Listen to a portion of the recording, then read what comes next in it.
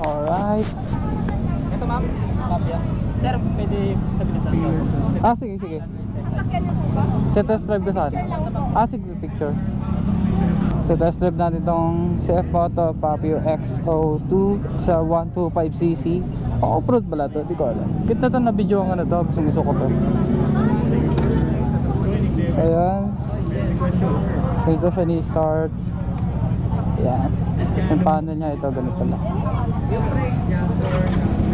Guys, ABS siya oh. So let's try. Uri. Cute siya, fairness.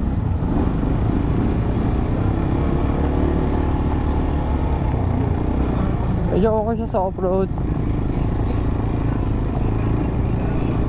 Tips ko lang sa inyo pag off-road yung dadaanan nyo, dapat naka segunda o primera lang kayo. Huwag kayo masyado sa third gear, fourth gear, para mas may traction yung gulong nyo. Cute naman ito. Kaya lang parang madula, syempre lupa to. Maganda to motor na to, in fairness. Sa patag, ganda siya. Madali siyang i-cambio, hindi matigas cambio niya. Hindi ka doon sa ibang China brand na matigas yung cambio. Relax lang siya pang petics.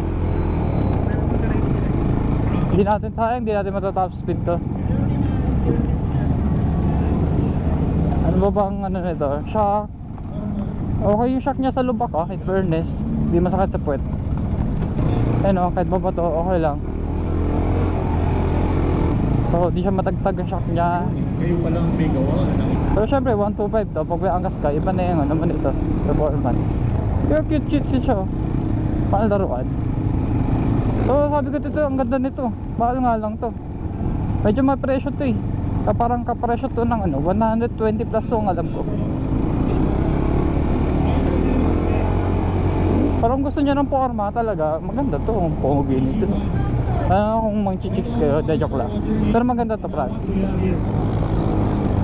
Kung forma talaga ang nyo, at hindi naman yung price versus specs, okay to. So, yun lang. Ito yung review ko nito ng Papio na to, na motor na to. So, this Sneak Ride Vibe, say ciao.